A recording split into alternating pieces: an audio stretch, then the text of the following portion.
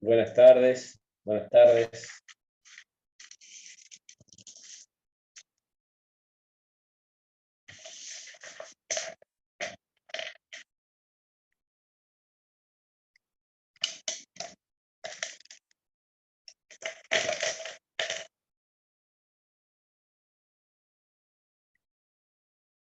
Pueden pedir habilitar los micrófonos y nosotros los habilitamos ante cualquier pregunta que tengan o duda que tengan, Marcela. No hay problema, pero para hacer un poquito más ordenada la clase, piden y nosotros los habilitamos, ¿sí?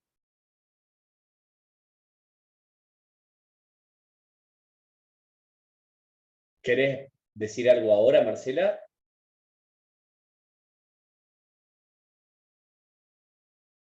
Ok. Si vos necesitas, no hay ningún problema, nos pedís habilitamos el micrófono, viste que hay una función que es una mano, levantás la mano, habilitamos micrófono y te sacás la duda o la pregunta o si querés participar. Listo, perfecto.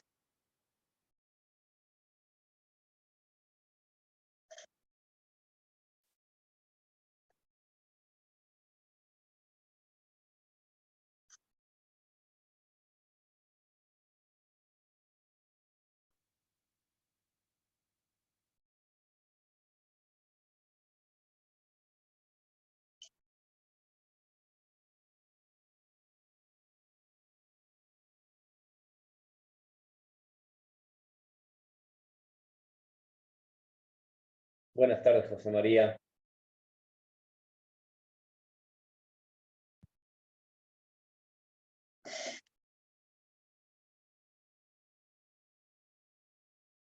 La asistencia de hoy, como todos los días, creo que es por el chat.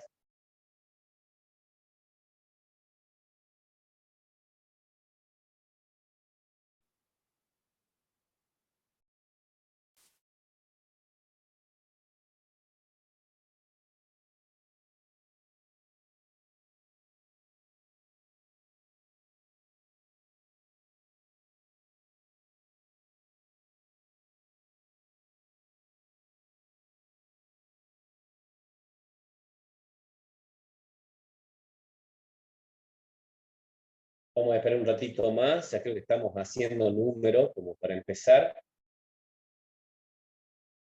Profe, Dígame. ahí puse en el chat por las dudas para que registren su asistencia, es el nombre completo, nombre y apellido y DNI, así puedo registrar la asistencia de los presentes. Perfecto, perfecto. Ah, me están preguntando creo que sí lo tengo, ya lo voy a buscar, por el tema de los ensayos.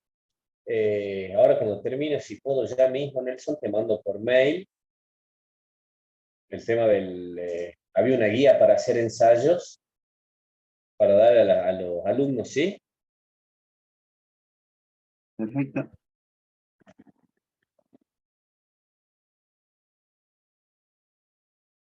Me preguntan cómo es la consigna del ensayo. Por cada clase, en cada uno de los módulos que tuvimos un tema de clase, ¿sí? A ver, yo voy a abrir, perdónenme.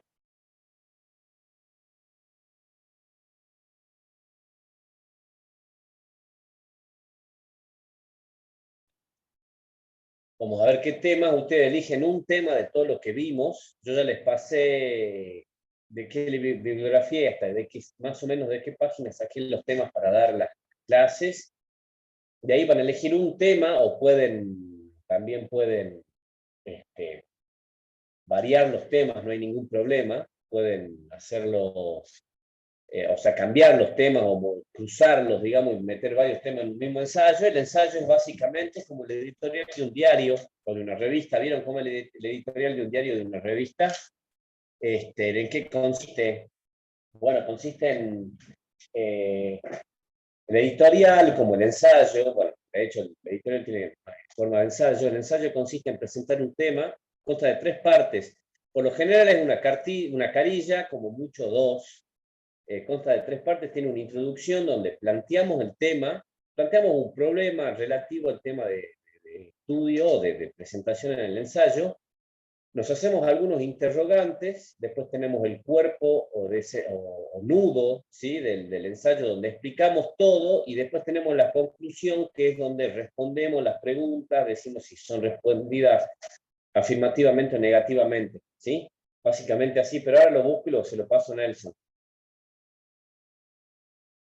A ver.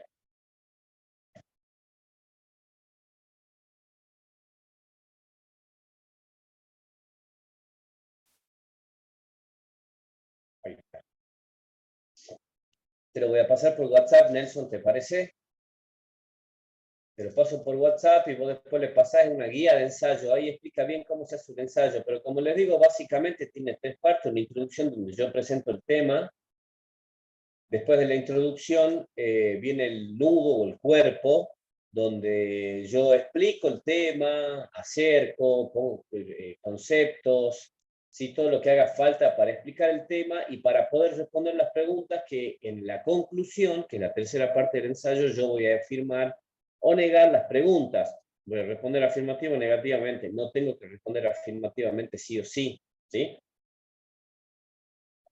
Ese ensayo, bueno, ustedes van a elegir un tema por cada uno de los módulos que tuvimos, las clases que tuvimos, van a elegir un tema de ese módulo y de esa manera van a redactar el tema, como les digo. Presentación del tema, algún problema o alguna cosa que ustedes, alguna situación que ustedes vean con el tema elegido, y de ahí el nudo donde presentan el tema, preparan todo conceptualmente para poder responder las preguntas, y en la conclusión definen o concluyen, valga la redundancia, si las respuestas son positivas, son negativas o para qué lado van las respuestas, ¿sí? Ya le paso yo a Nelson, que es nuestra ayuda.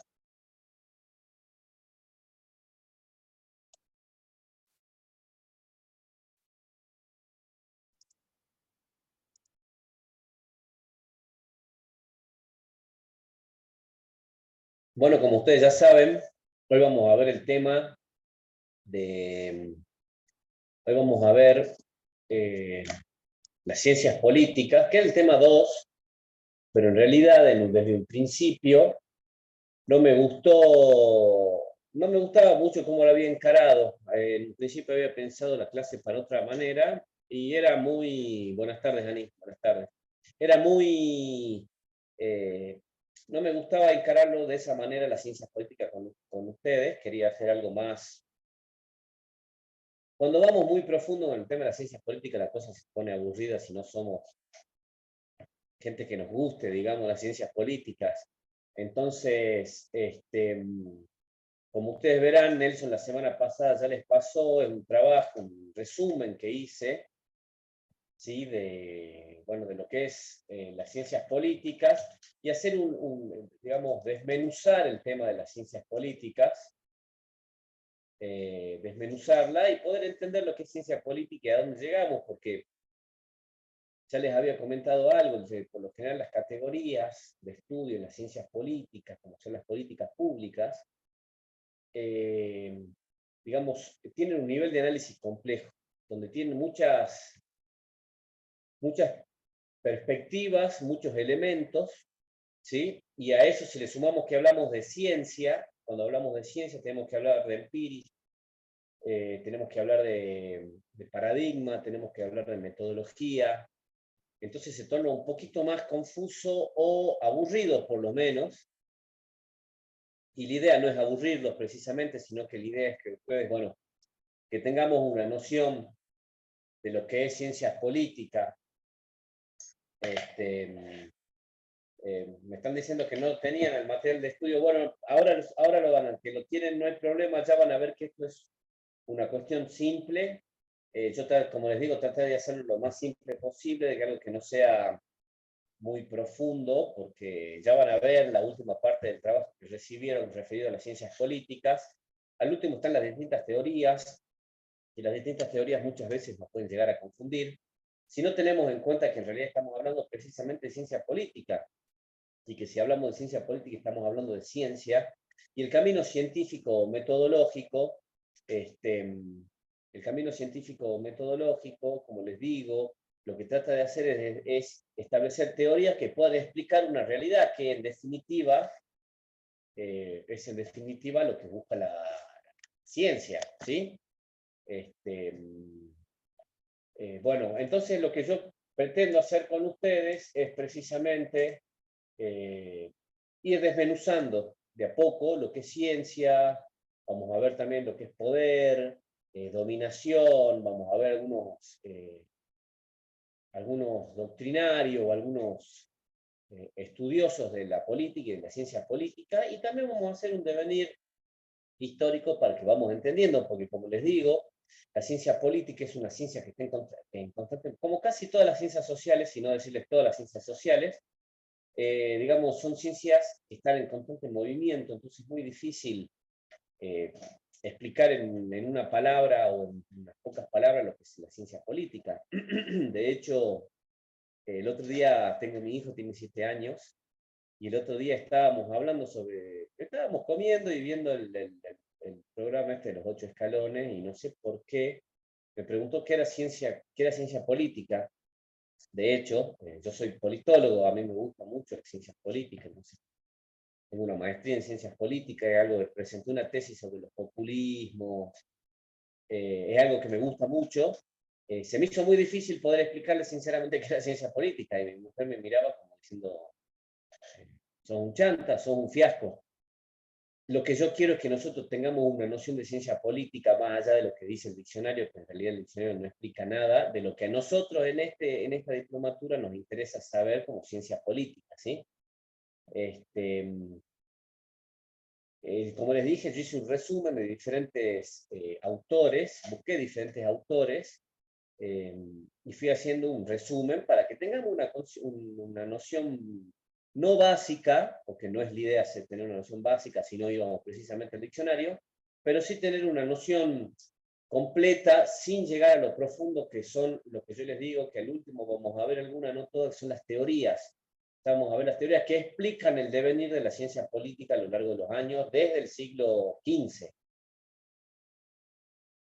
Y si no es antes, porque en realidad, como ustedes saben, la política, los padres de la política son los griegos, ¿sí? O por lo menos, no sé si los padres de la política sí son los padres de la democracia, pero los griegos son los que inician todo este proceso de ciencias políticas y podemos entenderlo, ¿sí? Como primera medida, obviamente antes de hablar de ciencia política, lo que tenemos que hacer es tratar de definir lo que es ciencia, ¿sí? Porque ciencia, tenemos ciencias políticas, ciencias jurídicas, ciencias sociales, para hablar de las ciencias blandas, ¿no? Después tenemos las duras, que son la matemática, la física, etcétera.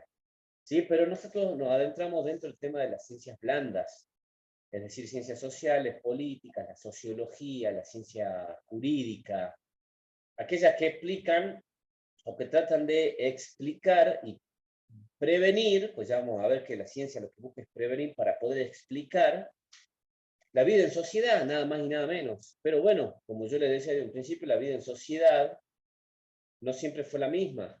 Es lo que hablábamos en la clase pasada, si se acuerdan, el módulo pasado, y viniendo a colación de lo que yo les decía hace un rato, los griegos son los padres de la democracia, pero si ustedes se ponen a pensar, en la Grecia antigua las mujeres no tenían derecho, y los esclavos eran considerados cosas que en la democracia de hoy en día, o quizá inclusive en la peor dictadura, no puede llegar a pasar eso, ¿sí? Volvemos a la noción del Estado de Derecho, es decir, el Estado que sobre la ley no existe nada, ¿sí? Bueno, por eso es que este lento devenir, desde los griegos, imagínense ustedes, hasta nuestros días, es que vamos a tratar de entender lo que son las ciencias políticas y llegar a una definición que nos haga entender lo que es ciencia política. Ya vimos algo la clase pasada o la anterior, vimos las dimensiones de la ciencia política o de la política, que es lo que nos va a explicar a nosotros, nos va a ayudar a entender, de qué hablamos cuando hablamos de ciencia política, ¿sí? Pero como les decía en un primer momento, primero tenemos que definir lo que es ciencia, antes de hablar de ciencia política. Entonces, cuando hablamos, y después vamos a hablar de lo que es política, para poder llegar a una conclusión de lo que es ciencia política. Entonces, al principio podemos hablar de ciencia, de que la ciencia es un saber, la ciencia es un saber o un conjunto de conocimientos, ¿sí?, que busca establecer leyes. Siempre la ciencia va a buscar establecer leyes. Estamos hablando de ciencias sociales, ¿sí? La ciencia lo que busca es establecer leyes, para que esas leyes puedan prevenir y explicar, pero sobre todo explicar, digamos, la realidad en la que vivimos, ¿sí? Entonces, por supuesto, que la palabra ciencia, o el término ciencia, no va a ser el mismo que utilizaban los griegos a la que utilizamos nosotros, como tampoco va a ser la que se utilizaba en Roma, en el Imperio Romano, a la que se utiliza hoy, ¿se entiende? Entonces la ciencia, para que ustedes tengan en claro, es un saber o un conjunto de saberes o conocimientos que lo que busca es establecer teorías que puedan explicar la realidad, ¿sí? Ya vamos a ver que es una ciencia, la ciencia política es una ciencia blanda, en constante movimiento, ¿sí?, que por lo tanto, digamos, esa descripción y explicación de la realidad va mutando, ¿sí?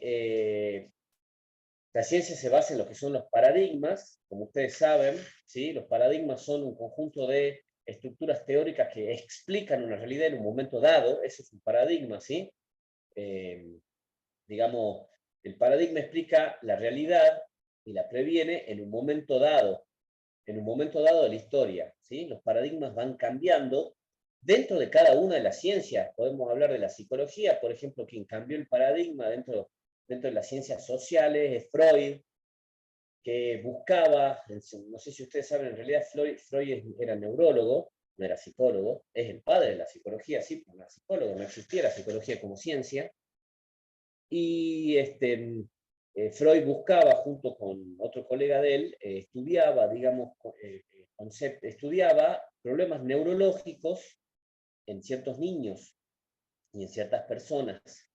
Pero al buscar, al estudiar en realidad esos problemas neurológicos en ciertos niños, en ciertos periodos de edad, etarias, se dio cuenta que había mujeres que tenían síntomas de esos problemas neurológicos que él estudiaba, pero que en realidad no tenían ese problema neurológico, ¿se entiende? Entonces lo que hizo él es, a través de un método científico, perdón, y estableciendo un camino científico para aplicar eso, estableció el paradigma del psicoanálisis al decir que muchas veces esos problemas neurológicos que se dan en ciertas mujeres o en ciertas etapas de la edad eran normales y no eran problemas neurológicos, sino que eran problemas psicológicos, ¿sí? Entonces establece un nuevo paradigma sobre el cual se van a empezar a estudiar los problemas neurológicos y no neurológicos, ¿se entiende? Esos son los paradigmas. El paradigma va cambiando, como les dije, en la ciencia política. Y en los paradigmas tenemos el premoderno, el moderno y el posmoderno. El premoderno es el de la época, el paradigma premoderno es el de la época de los griegos, precisamente. Los griegos distinguían o diferenciaban entre tres esquemas conceptuales, si se quiere. Por un lado teníamos el logos, ¿sí?, que el logo era un discurso explicativo, ¿sí?, era un recurso, era demostrativo, pero no llegaba a ser científico, ¿sí? Después tenía el episteme. El episteme estaba más acercado a la ciencia. El episteme tiene que ver con un discurso, un concepto fundamentado, crítico, reflexivo, pero sin llegar a la ciencia que conocemos hoy, ¿sí? Y por otro lado estaba el mitos o la doxa, que para los griegos era una simple opinión, ¿sí? Sí, que no estaba fundamentada, ni era crítica, ya era crítica, pero no estaba fundamentada, no era reflexiva, no era racional, sino que era una mera opinión, ¿sí? Era una mera opinión, una simple opinión. Eso fue en el premoderno, sí, en el paradigma premoderno, perdón. Luego llega la Edad Media, donde hasta inclusive se ve un retroceso del camino de la ciencia. Porque la Edad Media lo que se da es la subordinación de la razón a la fe. ¿Sí? Entonces, el epicentro era Dios y el que explicaba el epicentro de toda la vida era Dios, y el que explicaba todos los fenómenos de la vida humana era Dios. Todas las relaciones sociales, todo se explicaba a través de Dios y la religión, ¿sí? Es decir, que la ciencia pasa a un segundo plano. Después viene el Renacimiento y se da el paradigma moderno. En el paradigma moderno, y como ustedes saben, en el Renacimiento, ese centro que era Dios, que era el centro de toda la existencia humana, y que a la vez era la fuente de la explicación de todas las relaciones y todo lo que tiene que ver con el hombre, cambia abruptamente y pasa a ser el hombre el centro de la existencia humana, el centro de estudio, ¿sí? Tampoco en esta circunstancia la ciencia es como la conocemos hoy, pero se asemeja un poco más o se acerca un poco más, porque ya hay un proceso racional, ¿sí? Ya hay una racionalización, la pretensión del estudio, del objeto de estudio, ¿sí? También vamos a ver, yo les pido, si tienen alguna duda, levanten la mano, por favor, porque vamos a ver, pues, ahora que vamos a tratar, como vamos a tratar, perdón, estoy viendo si hay alguna duda o consulta, no lo hay. Como vamos a hablar de ciencia y de ciencias políticas, también tenemos que hablar de metodología. Y no sé si alguna vez le tocó estudiar metodología, pero es una cosa que hasta que uno no le agarra la mano la odia directamente. Entonces, hay una serie de estructuras conceptuales en la metodología cuyo límite es muy confuso. Entonces, hay momentos en la metodología donde no sabemos si estamos hablando de una cosa u otra, del estado del arte, de los antecedentes, del marco teórico, ¿sí? No vamos a entrar mucho en eso, pero bueno, les voy a tener que hablar un poco de metodología y de lo empírico, de la realidad, cómo va cambiando el objeto de estudio para la ciencia y cómo se va conformando la ciencia política moderna, ¿sí?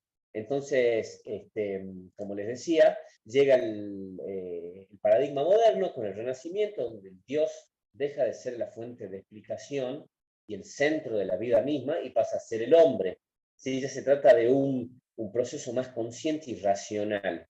Sí, después por último tenemos el paradigma postmoderno, que es el último, es el que llega a nuestros días, que por supuesto inclusive ese paradigma postmoderno va evolucionando, va mutando y va cambiando, ¿sí? Donde se rechaza o digamos se hace una crítica al paradigma moderno, ya que toma el paradigma moderno como una verdad provisoria y contingente, no llega a ser una verdad establecida, ya vamos a ver por qué y cómo será una verdad establecida, porque en realidad, en la época tanto premoderna como moderna, no existía la recolección de datos como la tenemos ahora. Entonces, los científicos de aquella época no contaban con la enorme cantidad de datos que sí tenemos ahora.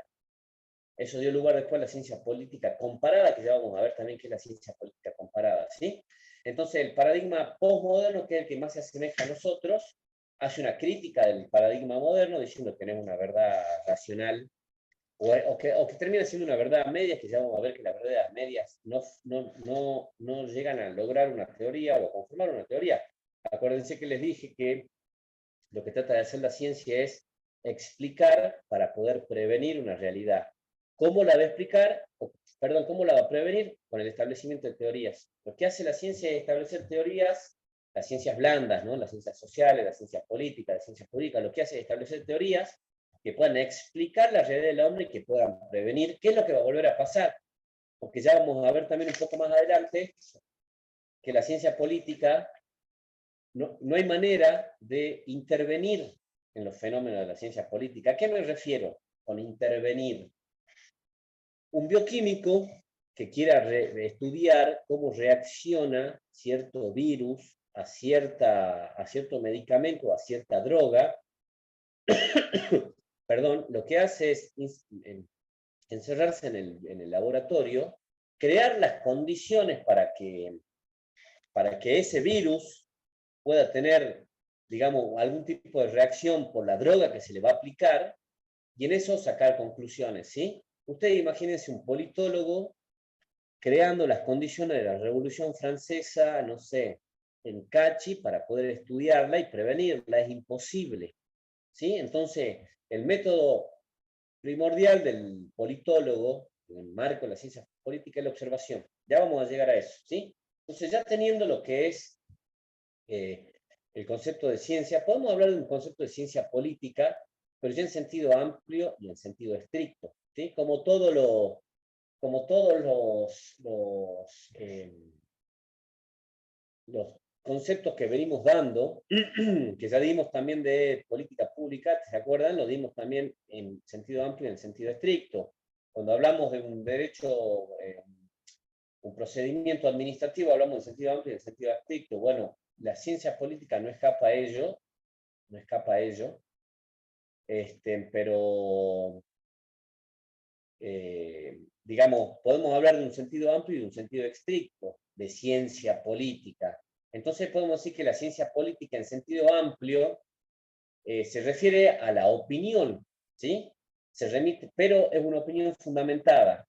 Cuando hablamos de ciencia política en sentido amplio, hablamos de una opinión, ¿sí? Pero es una opinión fundamentada porque se remite a la prueba de los hechos. Este asemeja en sentido amplio al paradigma moderno, ¿sí? Es racional, pero es provisional, no es una verdad acabada como sí lo podemos tener ahora, ¿sí? Se remite a la prueba de los hechos y se utiliza para el estudio de los fenómenos y la estructura de la política, ¿sí? Eso en sentido amplio, es una opinión, pero fundamentada.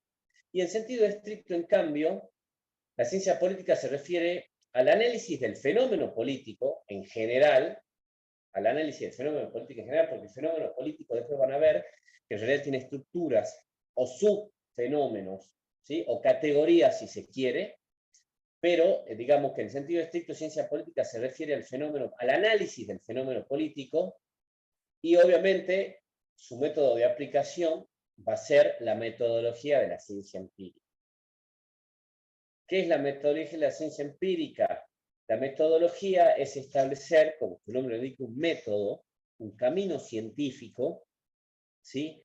Que nos va a permitir llegar a una conclusión. Esos caminos científicos, esa metodología, se va a basar en lo empírico. ¿Qué es lo empírico? La realidad. Lo que yo les decía, la observación de la realidad. Yo observo lo empírico, lo que pasa, y al poder observarlo, yo puedo explicarlo a través de una metodología científica, ¿sí? Y cuando yo lo puedo explicar y puedo establecer una teoría, yo esa teoría la puedo aplicar y prevenir lo que pasó en lo que yo estaba observando en otros ámbitos, ¿sí? Eso es lo que tiene también la metodología, la cualitativa, que es la que estamos hablando ahora. La cualitativa es la que maneja datos, la que analiza datos, ya también vamos a ver un poco de eso. Pero, como les digo, lo que se intenta es establecer una teoría para poder aplicarla en otros grupos, ¿sí? Entonces, en sentido estricto, la ciencia política es el análisis del fenómeno político y se conduce mediante, a través de la metodología de la ciencia empírica, de la observación de la realidad. Esa es la diferencia, miren, ¿por qué hablamos de ciencia? ¿Por qué hablamos de ciencia política? Yo les dije recién que yo hice una tesis, un trabajo sobre populismos, ¿sí? Y yo puedo leer 1000 libros sobre populismos, ¿sí? Voy a saber más que todos ustedes sobre populismos. Pero quizá entre ustedes hay alguien que presentó una tesis sobre populismo. ¿Y qué significa presentar una tesis o establecer una metodología científica? Significa que primero yo me hago preguntas, yo veo un problema de investigación, de ese problema de investigación voy a derivar preguntas de investigación que tengan que ver con ese problema para poder solucionarlo y objetivos dentro de ese fenómeno estudiado a los cuales yo pretendo llegar. Ahora, para yo poder llegar a esos objetivos y poder responder mis preguntas de investigación, yo tengo que establecer un camino científico que esté establecido de antemano. ¿Se entiende? El camino científico está establecido de antemano por científicos que anteriormente estuvieron estudiando el tema que yo pretendo estudiar. ¿Sí? Yo a ese tema que ya estuvo estudiado por otros científicos y que yo pretendo estudiar, puede ser que lo aborde desde otro punto de vista novedoso, desde el cual no ha sido abordado, puede ser que yo lo aborde desde un punto de vista que ya ha sido abordado, pero enriquezco ese punto de vista, o inclusive yo puedo estudiar y establecer un camino metodológico que sirva para fundamentar, o no es fundamentar, que sirva para, digamos, afirmar o reafirmar lo que dice un trabajo anterior. ¿Se entiende? No hay ninguna duda. Vamos a ver si hay alguna duda. ¿Sí? Entonces, Entonces, se va entendiendo por qué se establece la metodología. Es lo que yo les digo. Yo puedo leer 50.000 libros sobre Lacan, ¿sí? O sobre Freud, y puedo ser una eminencia en Freud, pero eso a mí no me va a hacer un científico o un estudioso de las ciencias sociales. Lo que va a hacer que yo sea un científico o que yo establezca un trabajo científico es lo que yo les digo, es tomar un tema, abordarlo de una perspectiva que establezca un problema de investigación, porque no es solamente el tema, sino tiene que haber un problema, y en base a ese tema establecer desde dónde lo voy a abordar, establecer objetivos de investigación y preguntas de investigación. Y después de eso yo voy a establecer un camino científico en base a esquemas ya estudiados y estructurados de antemano, yo no voy a inventar nada, y en base a esos esquemas yo voy a llegar a una conclusión y una respuesta, ¿sí? Eso me hace científico. Y quizás la otra persona leyó 58, o yo leí 58.000 libros sobre psicoanálisis, pero otra persona estableció una tesis, estableció un trabajo científico para realmente, digamos, generar conocimiento científico. ¿Se entiende? Miren, les doy un ejemplo. Yo también asesoro tesis, entonces, digamos, también sé de metodología de la investigación. Y había una alumna mía que estaba haciendo una tesis sobre psicología, precisamente. Ella estaba haciendo sobre la tragedia de Antígona, la tragedia griega de Antígona. Y no le encontraba la vuelta y ya le habían rechazado el trabajo varias veces, porque simplemente su trabajo era un compendio, era como un resumen de lo que pasaba en el libro La tragedia de Antígona. Y eso no es un trabajo científico, porque en realidad no puede ser nunca, digamos, una pregunta de investigación, o un objetivo de investigación es explicar la tragedia de Antígona. ¿Se entiende? Pues no hay ningún problema de investigación ahí. Ella simplemente había hecho un resumen o un compendio de lo que era la tragedia de Antígona. Entonces le buscamos la vuelta para vincularlo a un problema, dentro de la psicología. Le encontramos la vuelta, lo asociamos al posmodernismo y ahí derivamos el problema de investigación y los objetivos, ¿sí? De eso se trata la ciencia, a eso me refería, de eso se trata la ciencia. ¿Sí? ¿Vamos bien? ¿Sí? Por lo tanto, cuando hablamos de ciencia, cuando hablamos de ciencia política, cuando hablamos de plantearnos preguntas de investigación o qué objetivos tenemos dentro de nuestro trabajo, esos objetivos deben ser concretos, posibles, verificables, ¿se entiende? Esto les digo porque de esta manera se diferencia la filosofía política. Muchas veces dicen, sí, pero la filosofía política sí es lo mismo que la ciencia política. Me pregunta Marta, o sea que desde lo empírico se trabaja. Exactamente, Marta. Antes no. Antes el politólogo, el científico de las ciencias sociales en la antigüedad, no le quedaba otra que la recolección de datos históricos. ¿Sí? Te estoy hablando de Maquiavelo, estoy hablando de Hobbes, inclusive si vamos más atrás estoy hablando de Aristóteles. Hoy en día es posible la observación, pero sí, exactamente como decís, desde la observación de lo empírico, de la realidad, yo voy a poder sacar conclusiones, ¿sí? Siempre y cuando yo establezca preguntas y objetivos de investigación y un camino de investigación que es la metodología. ¿Qué metodología, qué método de investigación voy a utilizar yo para poder abordar el fenómeno que estoy estudiando? En este caso, el fenómeno político. Como yo les decía, esos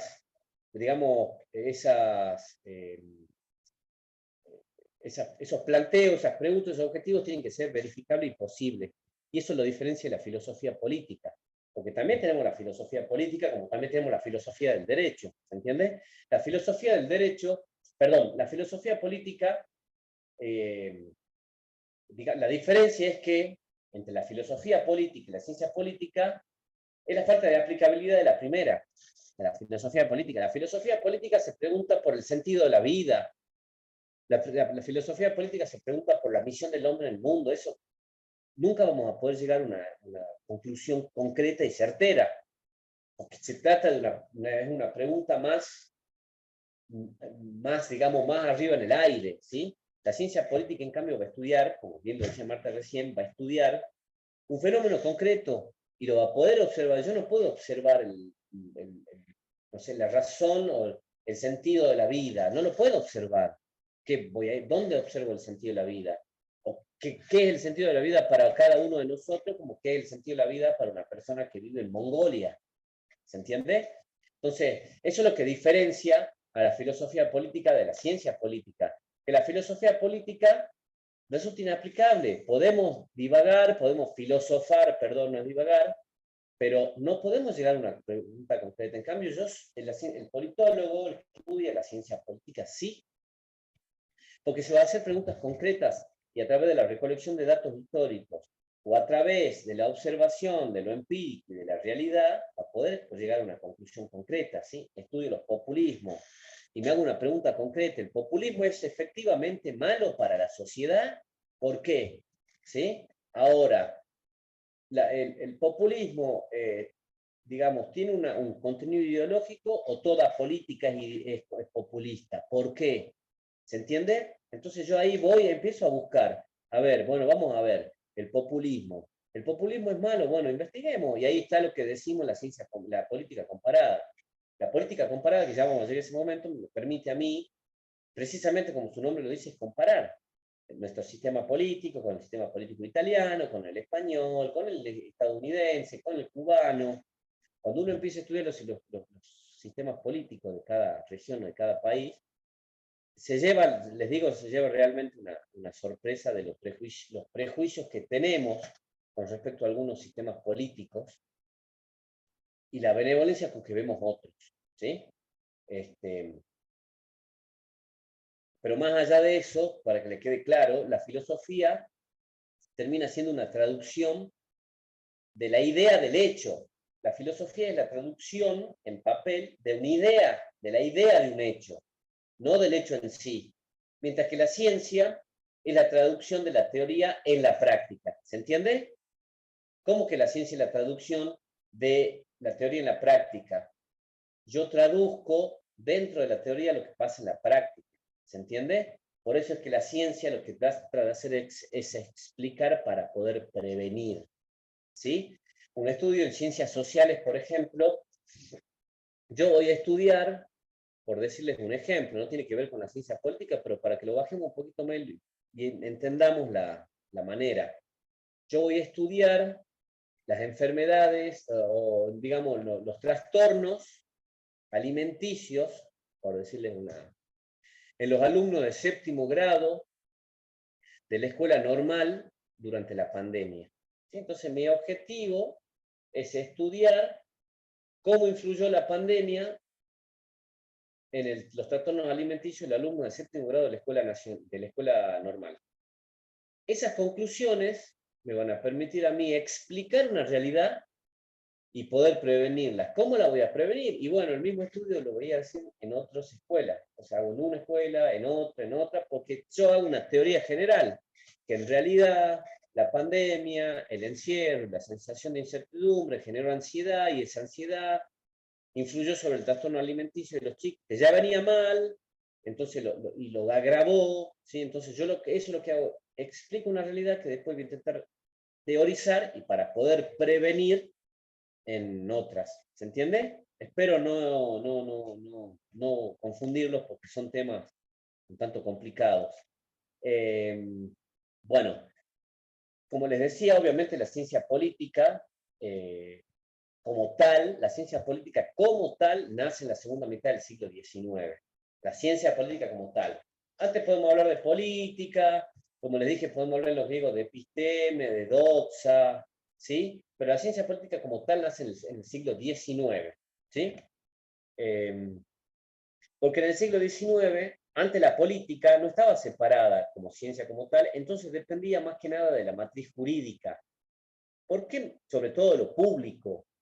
Ustedes saben que nosotros tenemos, como sistema romanista de derecho, nosotros tenemos un derecho público y un derecho privado. Por supuesto que las políticas públicas, las ciencias políticas están vinculadas a lo público, y no hacia lo privado, aunque hay muchos autores que dicen que la política también tiene que ver con lo privado y tienen razón. Porque en realidad es como cuando decimos yo soy apolítico, yo soy apolítico. No, apartidario en todo caso, apolítico ninguno de nosotros, a menos que vivamos en una caverna, en la caverna de la que hablaba Platón, perdido en medio de los cerros, donde yo no tengo ningún contacto con nadie, ¿se entiende? Yo no vivo en comunidad. Es lo que hablábamos la vez pasada. Ya te respondo, Camila, es lo que hablábamos la vez pasada. Es el contacto social del que habla Rousseau y Montesquieu, que son de la Revolución Francesa, que dicen que, como decía Hobbes y Locke, que el hombre es el lobo del hombre, el hombre lo que hace es ceder su parte de su libertad, firma un contrato social. ¿Para qué? ¿A cambio de qué? De que una superestructura, en este caso el Estado, nos proteja. Entonces el Estado se vale de funciones propias de él, de su naturaleza, que es como crear un sistema de normas y reglas y leyes. ¿Sí? Entonces nos protege, el Estado nos protege a cambio de que nosotros cedamos un poco de su libertad. Es lo que llama Rousseau el contrato social. Nosotros firmamos un contrato social cuando nacemos, que por el simple hecho de vivir en comunidad, cedemos parte de nuestra libertad. Pero ceder parte de nuestra libertad lo hacemos a cambio de que esta superestructura que es el Estado nos brinde seguridad. ¿Sí? Por eso es que habíamos dicho también anteriormente que el Estado es el único que tiene el uso legítimo de la violencia física. Y ustedes me dicen, pero ¿cómo uso? O sea, en la misma frase tenemos violencia física y legítimo, no entra. Bueno, eso también se establece en base a leyes y normas, no es que, salvo que sea un Estado déspota, que los hubo. Hoy, últimamente, hay menos, ¿sí? Hay algunas cuestiones, se hablan, que no conocemos mucho de la realidad, por ejemplo, Corea del Norte. En Corea del Norte se habla de un régimen absolutamente totalitario, pero no tenemos noción, no tenemos información, un régimen cerrado. De Cuba se dice una dictadura por el tema de los derechos humanos, y bueno, en parte sí tienen razón, pero los mismos que se quejan de los derechos humanos en Cuba no dicen nada en Arabia Saudita cuando le cortan la mano a los ladrones. A quien le robó 2 manzanas le cortan la mano, ¿se entiende? Entonces, en definitiva, termina siendo un discurso más ideológico y político que el derivado de las ciencias políticas. ¿Se entiende? Ahí me preguntan, vamos ahí a la pregunta. Tengo una duda, ¿las ciencias sociales utilizan el método inductivo? Sí, utilizan el método inductivo, pero también pueden utilizar el método deductivo. El método inductivo es en general el que se utiliza por excelencia para la metodología cualitativa, la investigación cualitativa. Después tenemos la investigación cuantitativa, que también utiliza el método deductivo, pero el método, digamos, la metodología de la investigación cuantitativa se refiere a más a lo que yo les decía. Analizan datos, hacen encuestas, juegan con números, ¿sí? Entonces, es mucho más tedioso trabajar con una cuantitativa, con una investigación cuantitativa, pero es mucho más exacta y rigurosa. Por supuesto que las ciencias sociales, por lo general, se basan en la investigación cualitativa, y como bien dice la compañera creo que era Camila, como bien dice Camila, utiliza el método inductivo, ¿sí? Ya vamos a ver un poquito más adelante qué es el método inductivo. Pero, pero también puede usar el método deductivo o, digamos, basarse en encuesta o en cuantitativo, el método cuantitativo, ¿sí? Bueno, como les decía, en el siglo XIX nace la ciencia política como tal, ¿sí? Debido a la separación precisamente de los estudios políticos respecto de la matriz jurídica, de los estudios jurídicos. Se separa los jurídicos, que antes había estado indefectiblemente unida, se separa la matriz del derecho público, de lo político, ¿sí? Entonces ahí nace la ciencia política como tal, se independiza y muestra que, digamos, era una disciplina independiente, era una disciplina que podía explicar fenómenos sin necesidad de otras disciplinas o ciencias. Sin embargo, en su nacimiento, por supuesto, siguió ligado a otras ciencias, sobre todo a las ciencias sociales, que es lo que me preguntaba recién Camila. La ciencia política siguió ligada a las ciencias sociales, y que las ciencias sociales influyen mucho dentro de las ciencias políticas. ¿Por qué? Porque la ciencia política, para poder acercarse al fenómeno político, para poder estudiar el fenómeno político, cualquiera sea ella, usa ciertas técnicas de investigación de las ciencias sociales. ¿Sí? ¿Vamos bien? Entonces, si bien era una ciencia independiente, lo mismo todavía seguía figurando, seguía ligada a las ciencias sociales, ¿sí? Como también podemos ver, también a la sociología seguía pegado. No era una ciencia independiente, pero bueno, estaba en su nacimiento como ciencia como ciencia, digamos, la ciencia política. También lo que habíamos visto la clase pasada, ¿se acuerdan? En un momento, por principio del siglo XX, más exactamente en 1921, se provoca el paso dentro de la ciencia política también del punto de vista institucional al punto de vista conductista. ¿Se acuerdan que habíamos visto algo la clase pasada, lo que es el punto de vista institucional, el punto de vista conductista? ¿Alguien me puede decir algo que se acuerde? Miren, cuando hablamos de el punto de vista institucional, el punto de vista conductista, es precisamente lo que yo les venía diciendo cuando las ciencias políticas pasa de la matriz de derecho a ser una matriz independiente. ¿Por qué? Porque la ciencia política dentro de la matriz jurídica o la matriz de derecho se asentaba en el punto de vista institucional. Digamos que lo que estudiaba, que es precisamente, o sea, lo que estudiaba era la matriz estructural de lo político. Se basaba mucho más en las instituciones, ¿sí? Estudiaba las instituciones, las estructuras institucionales, la estructura de lo político, pero llegaba solamente ahí, porque precisamente tenía como técnica de investigación lo que yo les decía antes, lo que hizo Aristóteles, Platón, Maquiavelo, Rousseau, que la única técnica para investigar, técnica de investigación que tenía, era precisamente digamos, era como, digamos, a ver, ya me va a salir, discúlpenme, era estudiar que, digamos, el politólogo se podía solamente recolectar datos históricos, ¿sí? Es decir, ustedes piensan en Rousseau, en Platón, si quería estudiar, no sé, la revolución, o no vamos tan lejos, pero si un politólogo del siglo XIX como Rousseau quería estudiar la Revolución Francesa, no había manera de observación, no había manera de observar más datos que los datos históricos, es decir, a los que yo iba a los libros, ¿se entiende?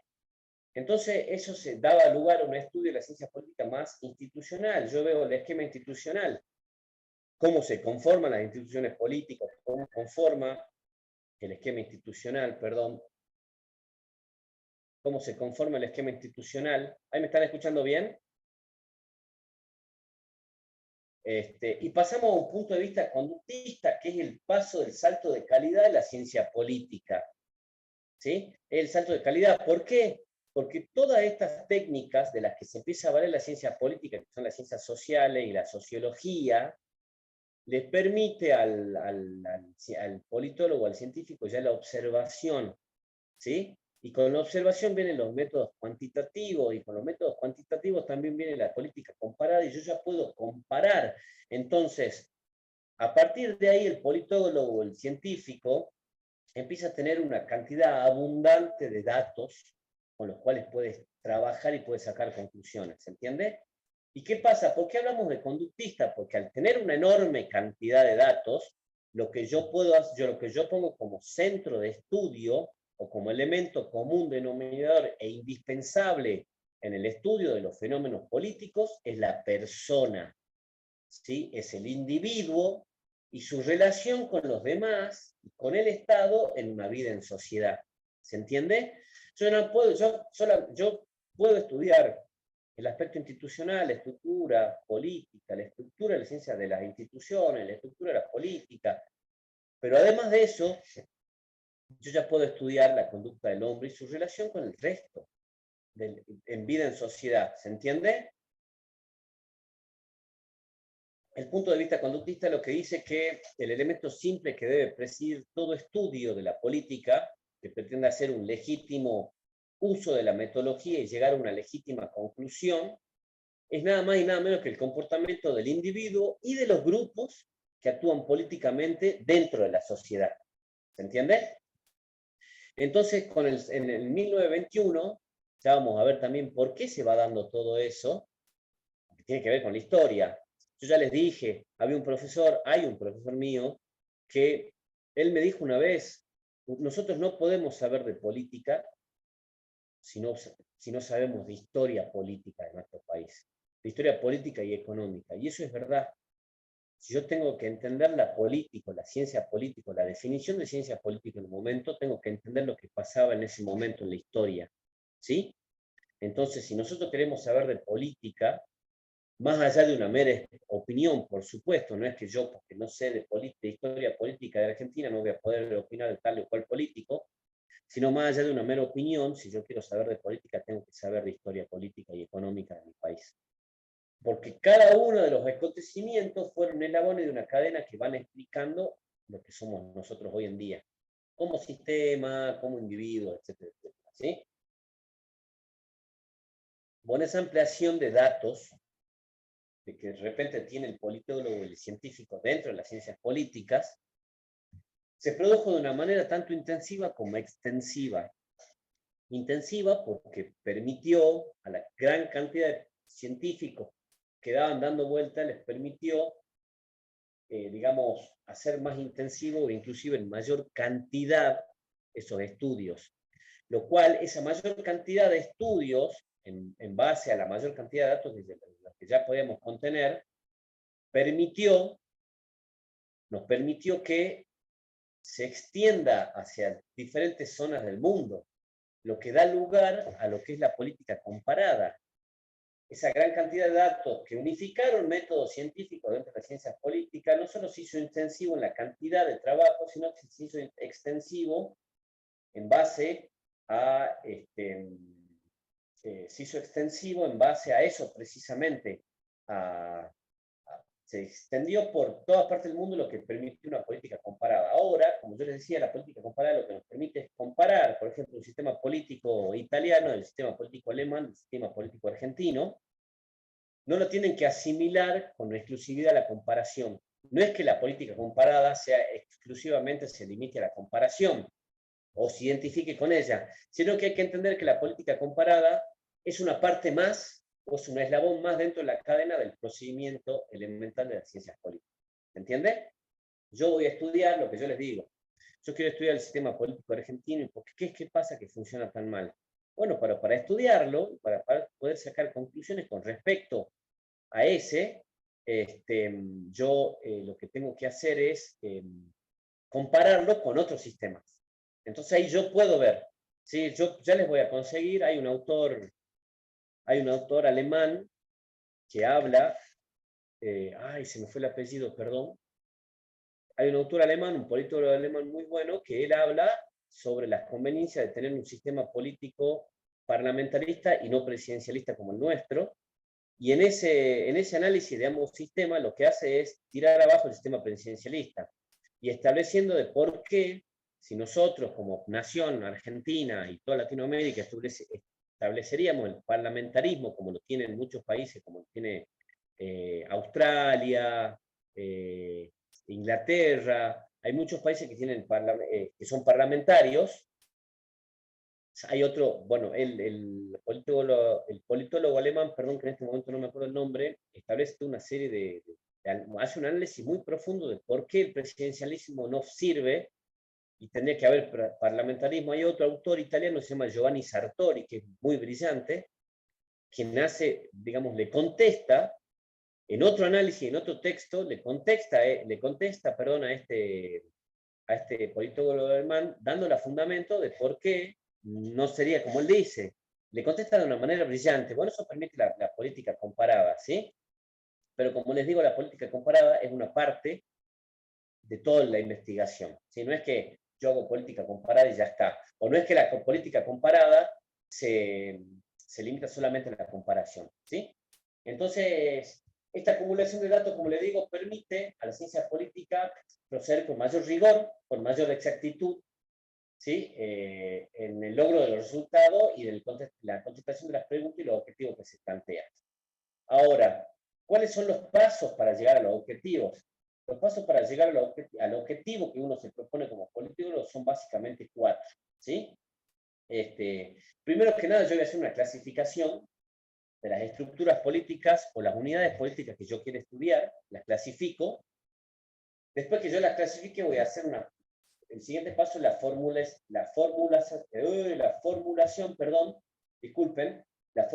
de generalizaciones ¿Para qué hago generalizaciones? Para poder realizar conceptos generales, para después poder hacer una teoría. Yo después de hacer formulación de generalizaciones y la formación de conceptos generales, lo que yo busco es determinación de leyes, teorías. Esas leyes o esas teorías van a ser estadísticas o probabilísticas. Estadísticas es cuando yo hago lo cuantitativo, cuando yo juego con números, números exactos. ¿Pasa esto? Ok, pasa esto. Y como es exacto, va a pasar esto. ¿Se entiende? Eso es estadístico. Y probabilístico es cuando puede llegar a pasar. Cuando yo estudio fenómenos sociales, cuando yo estudio fenómenos políticos, cuando yo estudio fenómenos jurídicos. No es matemático, no estoy jugando con números. No significa que si 20 personas hacen acá, en San Luis, las 20 personas van a hacer lo mismo, ¿se entiende? Entonces es probable que pase, probabilístico como lo dice su nombre, ¿sí? Después de la determinación de las leyes, que son esta estadística o probabilística, ahí viene la formulación o la elaboración de teorías, ¿se entiende? Yo con la teoría lo que busco es explicar una realidad a través de lo empírico y de prevenir, explicar, describir y prevenir para que después cuando vaya a pasar yo sepa que va a pasar. ¿Se entiende? ¿Vamos bien? No sé si quieren que descansemos unos 10 minutitos. ¿Les parece? Nelson, el tema de hoy está medio... Sí, sí, medio sí, bueno, pero bueno, hagamos pausa de tiempo. descansamos 10 minutitos. Yo me Sí, desconecto, Nelson, ¿me podés desconectar 2 minutos? Y sí, sí. después me vuelvo a conectar, ¿sí? Hagamos una pausa, así tomamos un vaso de agua, ¿sí? Gracias, Nota. gracias. Gracias.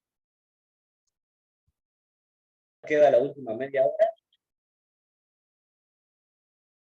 Bueno, gracias por la paciencia. Disculpen la demora. Continuamos entonces un poco con lo que es la ciencia política y la explicación. Habíamos visto cuáles eran los pasos para poder llegar a generar una teoría, ¿sí? Que explique y prevenga lo que puede llegar a venir. ¿Sí? Entonces, tenemos que entender que las explicaciones en el análisis de estas teorías que generamos engloba muchas circunstancias y muchas variantes, por lo cual lo hace muy complejo.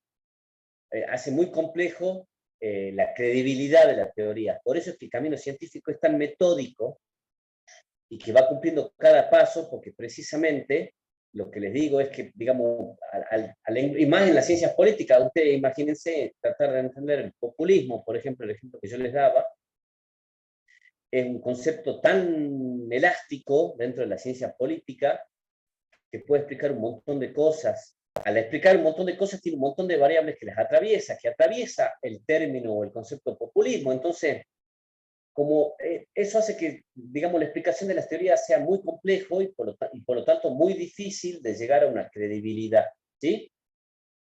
La previsión es el principal objetivo el principal objetivo práctico que tiene la ciencia. En cambio que la explicación es el principal objetivo teórico de la ciencia, ¿se entiende? Yo a través de la explicación lo que trato de buscar es un objetivo teórico, porque yo explico. En cambio, la previsión ya es el principal objetivo práctico que tiene la ciencia. Lo que yo les decía, lo que puede hacer es explicar un fenómeno, en este caso político, para poder prevenir ese fenómeno político.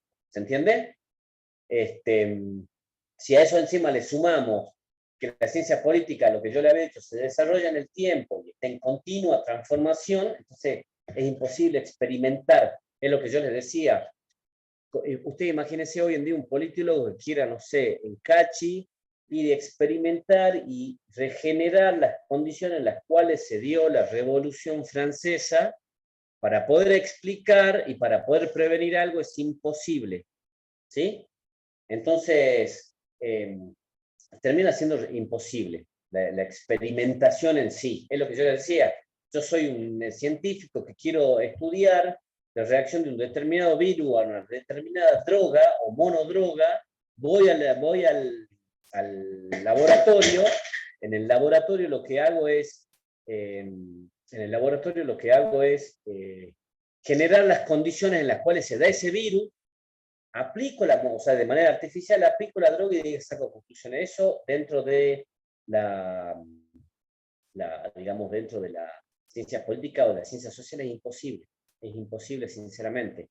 Yo no puedo generar, digamos, una experimentación sobre ciertas cosas, sino lo único que me queda, que como decía la compañera, es la observación.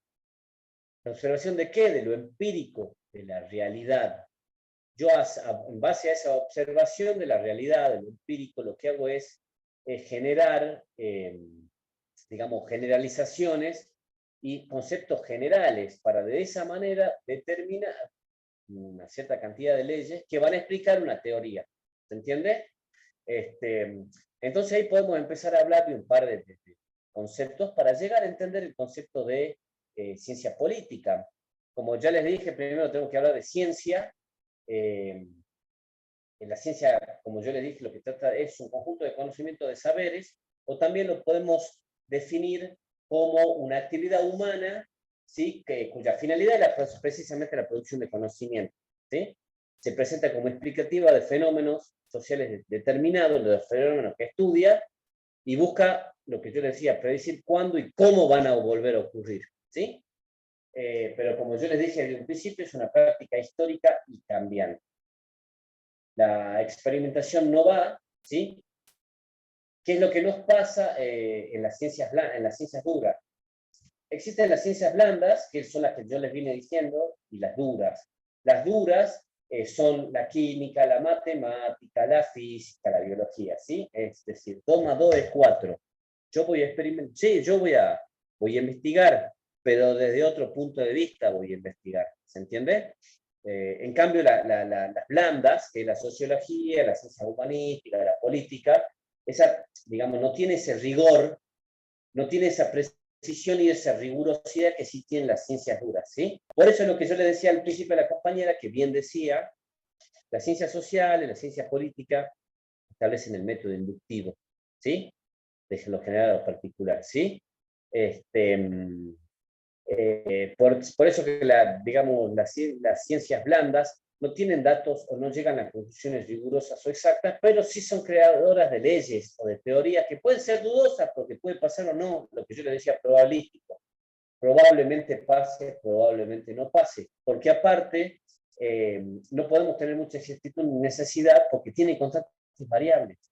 Imagínense lo que yo les digo, las ciencias políticas tienen constantes que son variables. Las constantes o las variantes son las que se entrerelacionan y forman el problema de investigación. ¿Sí? Entonces, si yo quiero estudiar la variante o el concepto o la unidad populismo, ¿sí? Yo voy a ver por cuántas variantes o en base a cómo yo lo abarque o lo enfoque al populismo, cómo lo estudie, va a tener mayor o menores variantes. Pero siempre tienen variantes, porque si no, no sería un problema de investigación. ¿Se entiende? Yo voy a estudiar el populismo. Bueno, sí, ¿qué va a estudiar el populismo? Ah, no sé. Bueno, ¿por qué va a estudiar el populismo? Sí, lo definí, hace una redacción, un compendio de la historia del populismo y una revisión histórica ahí. Eso lo puede hacer cualquiera. Yo me siento a leer libros sobre populismo, puedo decir, bueno, populismo es tal cosa. La primera vez que fue utilizado el término fue en tal época y hasta nuestro día, ¿qué significa esto? Eso no es un problema de investigación, ¿se entiende? Entonces las ciencias, las llamadas ciencias blandas como las ciencias políticas son así porque sus variantes son cambiantes, varían, como su nombre propio lo indica. ¿Sí? No es lo mismo, es más, yo puedo estudiar el populismo en la República Argentina y hacer una comparación con el populismo en Tailandia o en Corea del Sur, y por supuesto que las variantes van a ser distintas, porque es otra la idiosincrasia, porque es otra la realidad, porque es otra la economía, porque es otra la sociedad, ¿sí? Entonces esas variantes cambian. Entonces por eso hablamos de ciencias blandas, donde yo no puedo establecer datos rigurosos o exactos como el 2 más 2 es 4, ¿sí? Como les había dicho, en la época de los griegos, la política abarcaba toda la vida del hombre, toda. Por eso la polis, ¿se acuerdan cuando estudiábamos los griegos? La polis es la ciudad, no es ni más ni menos que la vida en sociedad, de ahí viene la palabra política, ¿sí? Es eso, la polis. La polis, ¿qué era para los griegos? Era la ciudad. La polis para los griegos la política para los griegos era la vida del hombre en sociedad. Por lo tanto, la política en aquella época abarcaba toda la vida del hombre y no había una distinción, entre lo público y lo privado. ¿Sí? Eso viene más adelante.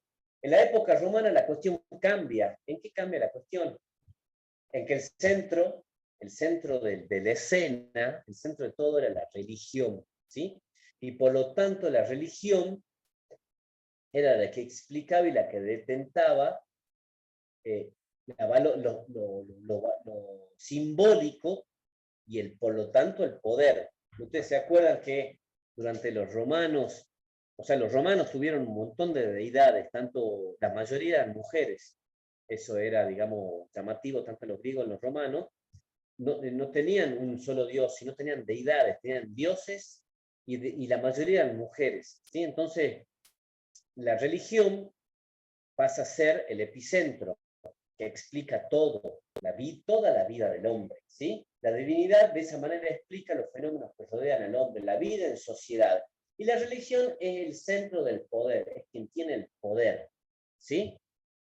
Luego viene el Renacimiento, donde, como yo les había dicho, cambia porque se da la secularización. ¿Qué es la secularización? El desprendimiento de todo aspecto religioso. ¿Sí? Se va a basar solamente en lo civil. Ya deja de ser lo religioso. Con la secularización, el Estado logra la retención del poder. Ya no lo tiene la religión. Ya no lo tiene la divinidad. Ya no es la religión la que explica la vida del hombre en sociedad y su relación con los demás, sino que es el Estado, el Estado, en el Renacimiento, logra la restricción del poder. ¿Qué es lo que pasó? ¿Se acuerdan que hace mucho tiempo quien llevaba adelante, bueno, ni hablar en la época de la Edad Media o el ocultismo, donde, digamos, el Papa era el que tenía mayor poder?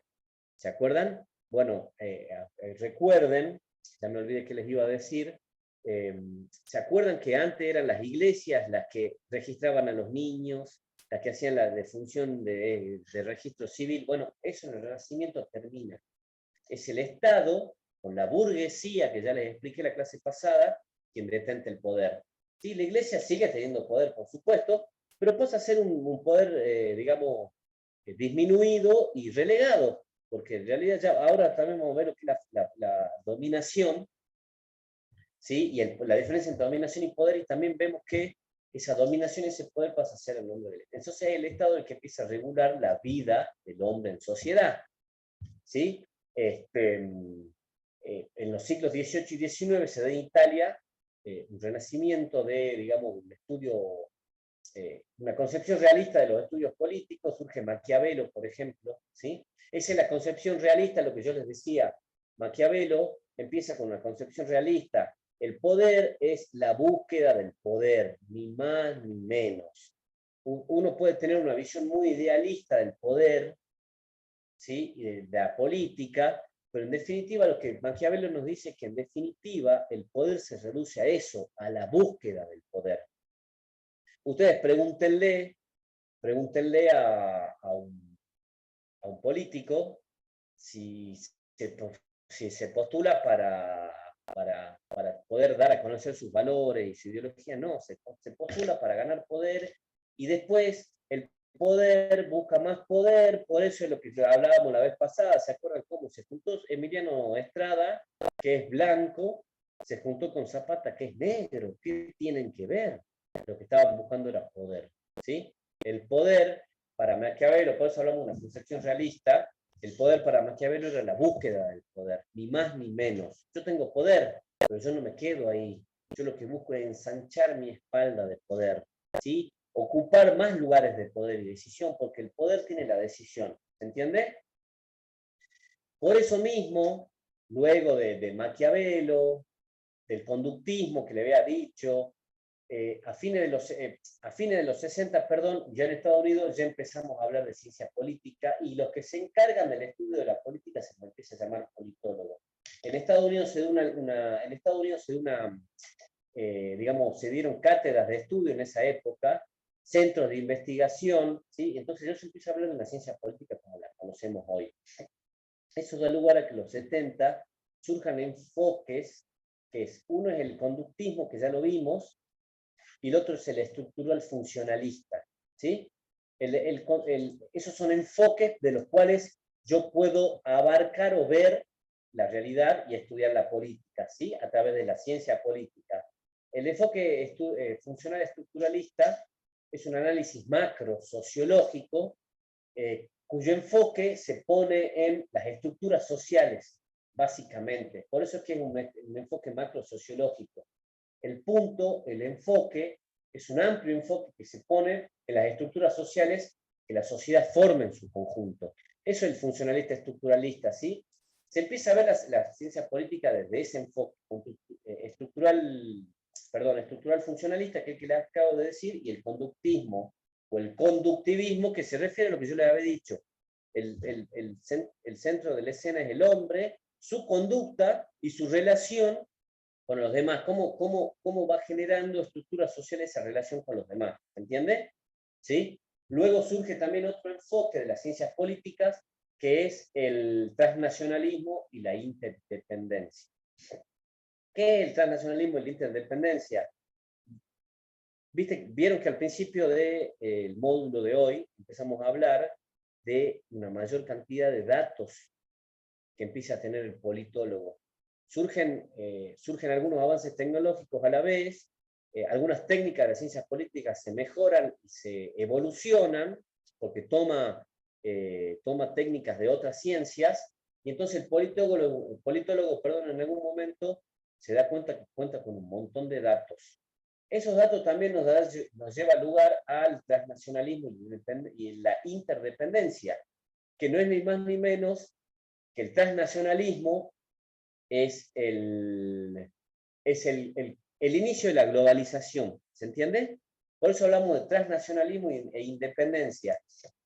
Yo ya no estoy supeditado de mi frontera para adentro, y no solamente dependo de mi frontera para adentro de mí mismo, sino que hay un transnacionalismo junto con el surgimiento de las empresas multinacionales. Entonces ya empezamos a tener o a ver que hay estructuras supranacionales que están más allá de los estados y de las nacionalidades, ¿se entiende? Eso hace, ese transnacionalismo, nos hace a todos actores de un mundo cada vez más globalizado y más cercano. Ese mundo cada vez más globalizado y más cercano tiene que ver también con la interdependencia. Esa interdependencia surge luego de la Segunda Guerra Mundial, con todos los problemas que había en la Segunda Guerra Mundial, con todos los problemas que había dado a nivel global la Segunda Guerra Mundial.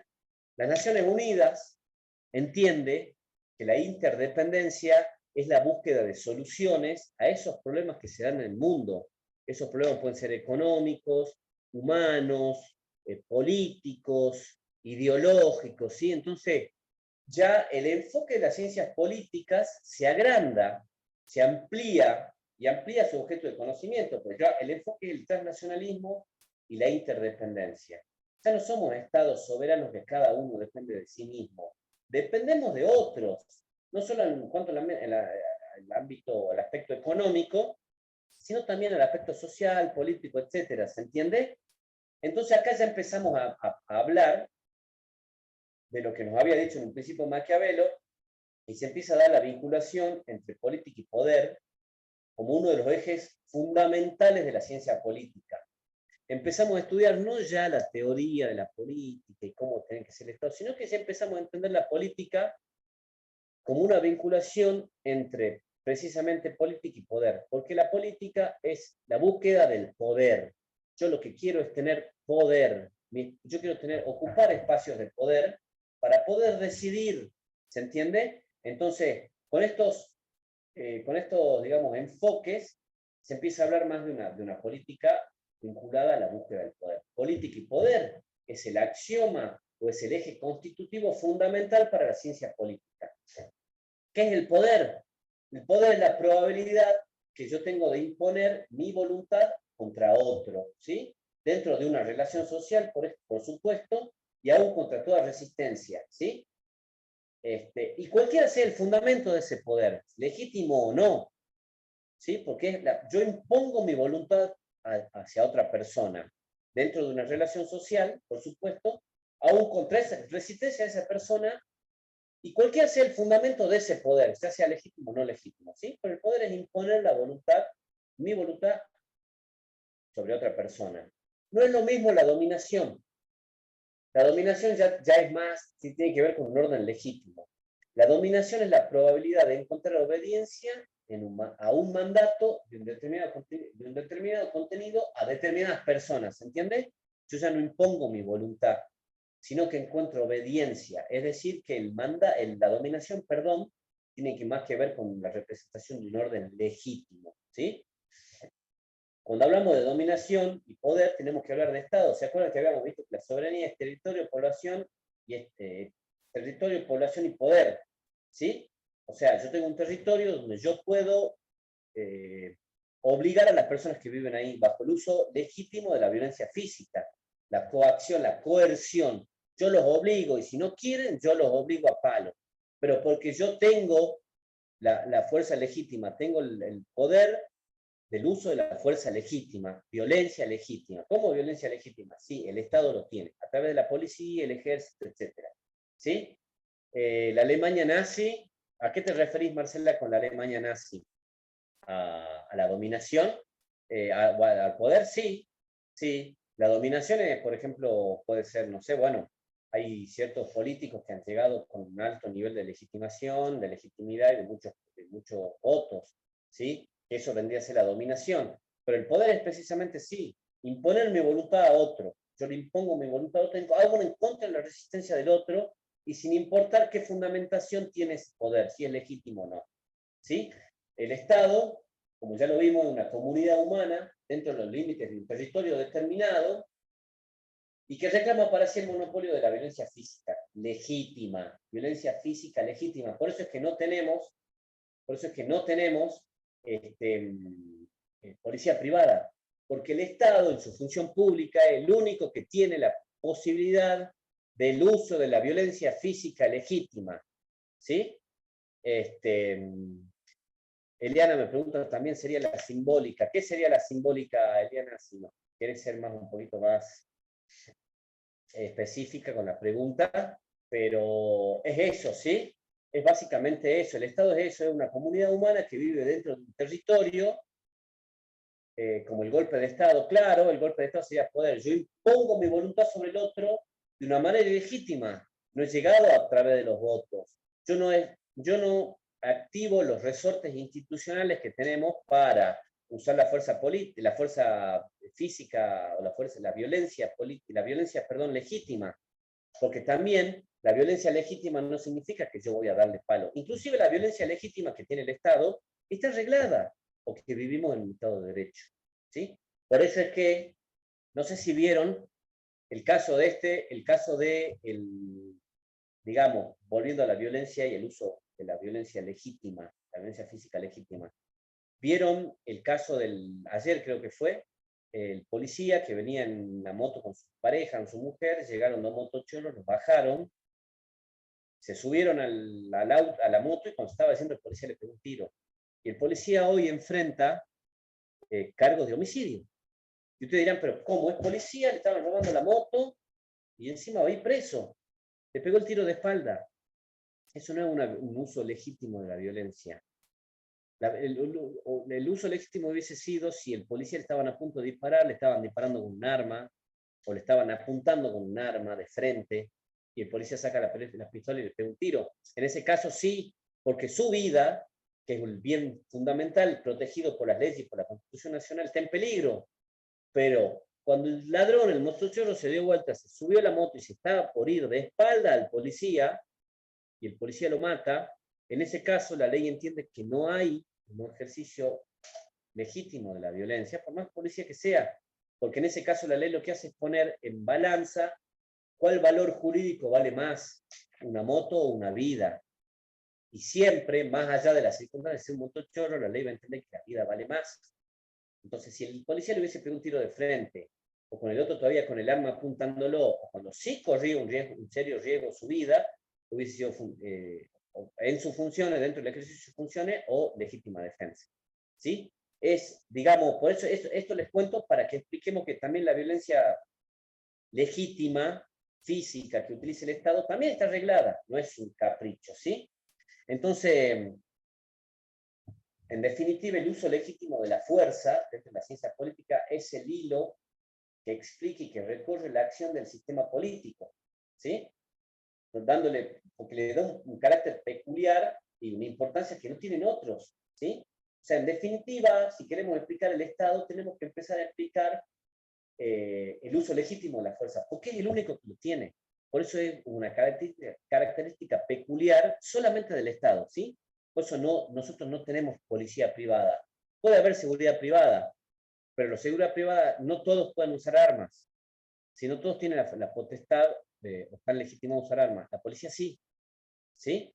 Entonces podemos hablar así de poder político, que es la capacidad, ya hablamos de poder, dominación, dimos una definición de ciencia, de lo político, y ahora ya llegamos a una conclusión de que en definitiva hoy en día no es la exclusividad, pero las ciencias políticas estudian eso, la relación del poder y la política, ¿sí? Digamos, es como yo les dije, termina siendo el eje constitutivo de la ciencia política, la vinculación entre poder y política, porque en definitiva, como dice Maquiavelo, la política es la búsqueda del poder. Hay autores idealistas que dicen que la política es otra cosa, que es la solución de los problemas de la sociedad, que también tienen razón. Pero ¿se acuerdan que habíamos visto que la política tenía niveles, policy, polity, politics? ¿Se acuerdan? Que ahora lo vamos a refrescar antes que termine la clase, ya nos quedan 10 minutos. Bueno, digamos, ese es uno de los aspectos, ¿sí? Uno de los aspectos es la vinculación del poder, y uno del poder y la política, y otro aspecto es decir que la política es la manera que se tiene de organizar la vida en sociedad, solucionar los problemas de la gente. Pero hoy en día, la que domina, digamos, es el enfoque realista. La política es la búsqueda del poder. Por eso, pregúntenle a un político si se postula y si pierde, sale segundo, no le importa. Por supuesto que quiere ganar. El político quiere ganar para generar poder, y cuando tenga poder va a querer generar más poder y más poder y más poder. Por eso que yo les decía hace un tiempo que, no sé si lo decía ustedes, que digamos hay un divorcio en lo que espera la gente de la política, de lo que la política y los políticos son. Porque nosotros en realidad lo que buscamos, esto es una opinión muy personal, lo que nosotros buscamos como sociedad es que los políticos solucionen nuestros problemas.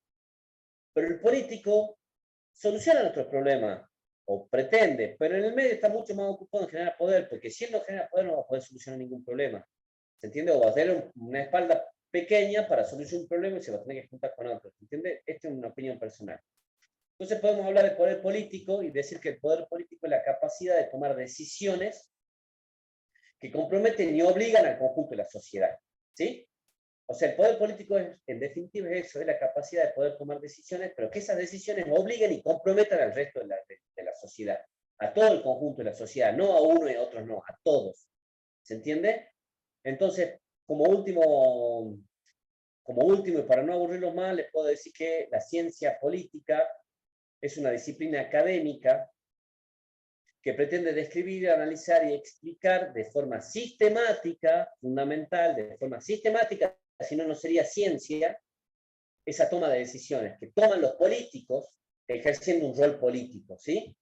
Así como también explican los valores y el punto de vista que surgen de esa toma de decisiones. ¿Se entiende? Entonces, en definitiva, la ciencia política es una disciplina académica, como las ciencias sociales, como las ciencias jurídicas, que pretende describir, analizar y explicar de forma sistemática esa toma de decisiones que se da, que el poder político, ¿se acuerdan que habíamos visto? Que el poder político es la toma de decisiones que comprometen. Entonces la ciencia política es la disciplina académica que pretende explicar, describir y analizar de forma sistemática cómo se da esa toma de decisiones y qué valores y qué puntos de vista subyacen en esa toma de decisiones. ¿Se entiende? Porque en definitiva la política es una actividad generalizada que tiene lugar, en aquellos ámbitos en los que los seres humanos llevan adelante su vida. Lo que yo les decía, la poli de los griegos, de ahí sale política. La poli era la ciudad. Entonces, en definitiva, la política es una actividad generalizada que tiene lugar en aquellos lugares o ámbitos en los que los seres humanos viven, desarrollan su vida, ¿sí? Entonces así ya tenemos lo que es la ciencia política.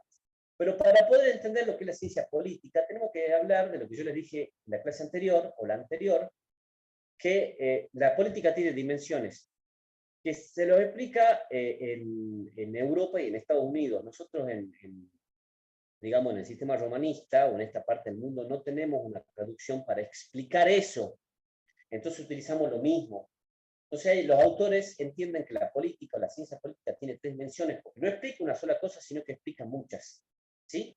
Entonces, en la primera dimensión es lo que se llama como politics, en inglés, politics, que tiene que ver con los estudios y reflexiones sobre el poder que tiene la política, el poder de acción en los individuos en sociedad.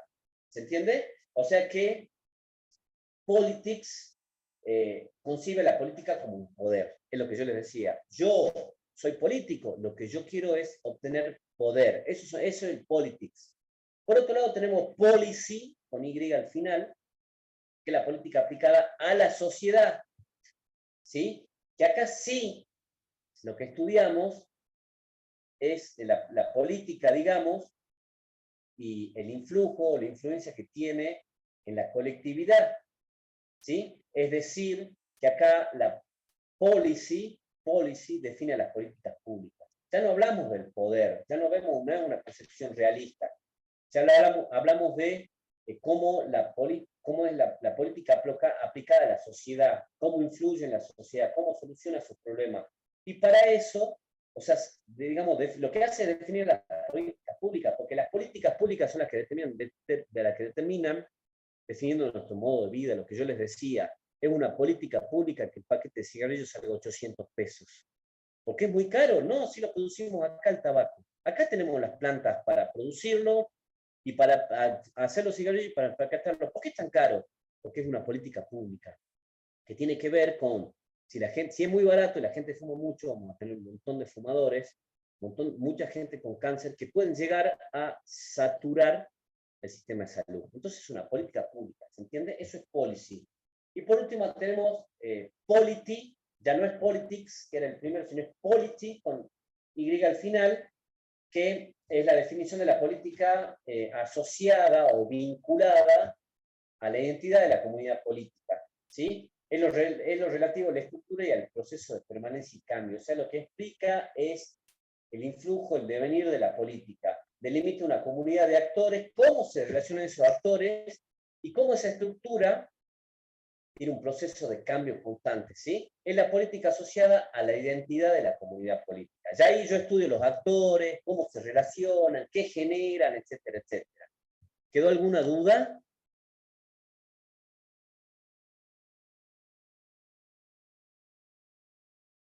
Me estoy fijando ahí si hay alguna pregunta. Decime, Marcela, ¿tenés alguna duda? Ya estamos medio sobre la hora. Perfecto. Es un tema, les agradezco la paciencia, porque, a ver, las personas que se presentan ser electos políticos buscan el poder. Por ello sería uno de los motivos por el cual no dan a conocer claramente las propuestas antes de las elecciones. Sí, me pregunta Lina, que si al ser la política la búsqueda del poder, es por eso el motivo por el cual los candidatos no dan a conocer las propuestas antes de las elecciones. Sí y no. En realidad, sí y no. ¿Por qué? Porque, bueno, ahora que tenemos internet, etcétera, etcétera, antes uno para conocer la plataforma de los partidos, antes de las elecciones, porque es un requisito, o sea, la plataforma es qué pienso hacer yo si gano, ¿se entiende? Entonces está muy buena la pregunta de Lina, porque en realidad lo que está pasando es que, digamos, espérame que justo se me ha salido la... No es que no las explican, las ponen en internet. Antes, si yo quería saber la plataforma de un partido, antes de las elecciones de un candidato, iba a la sede, che, préstame la plataforma del candidato tal, y yo ahí leía qué es lo que tenía o qué es lo que pensaba hacer el candidato es. Ahora la suben a las páginas de internet. Yo puedo entrar a una página de internet antes Y todos los partidos tienen que establecer una plataforma de qué es lo que piensan hacer. Es muy buena la pregunta porque en realidad no lo dan a conocer muy mucho, porque precisamente no es que quieran esconder sus intenciones, es que en realidad ellos no saben si después lo van a poder hacer. ¿Se entiende? De hecho, casi ninguno cumple con lo que determina la plataforma. En realidad, pero es muy buena la pregunta, Elina, porque en realidad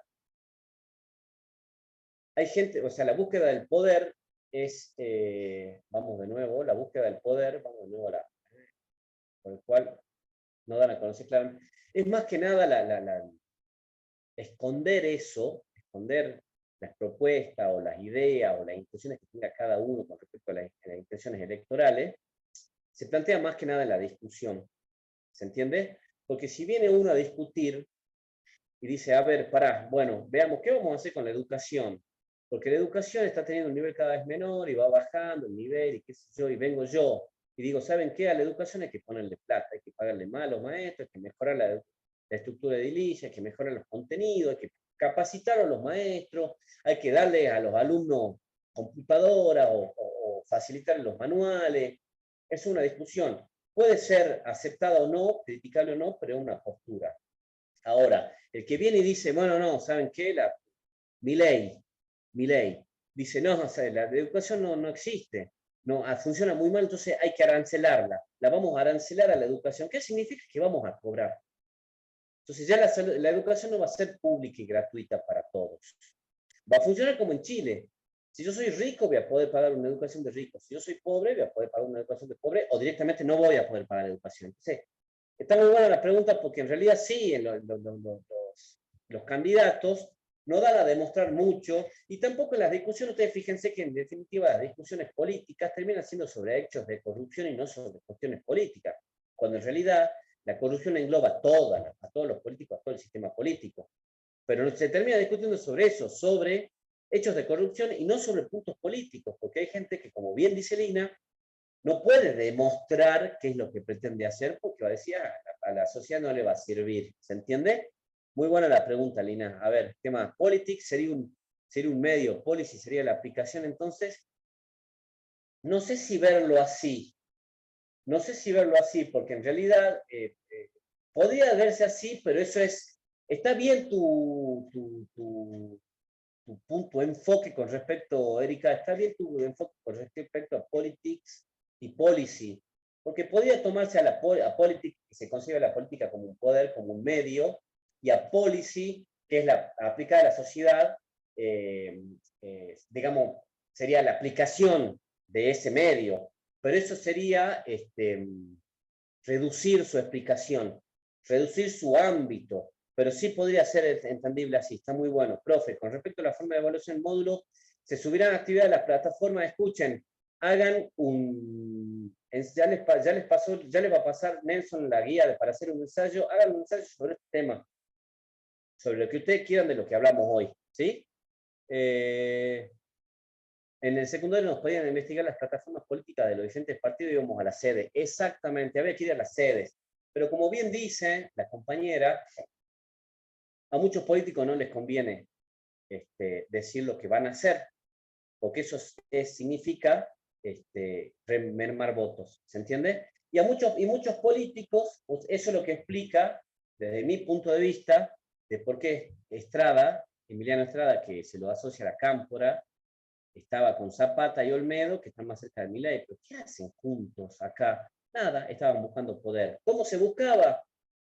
Y bueno, nosotros, Estrada y Zapata y Olmedo, cuentan 10 votos, pero yo necesito 30. Y bueno, vamos a buscar, perdón, Zapata y Olmedo tienen 20 votos, ¿sí? Pero pues yo para ganar la elección necesito 40. Y bueno, vamos a buscar a Estrada que tiene 15. Ahí ya tenemos 35.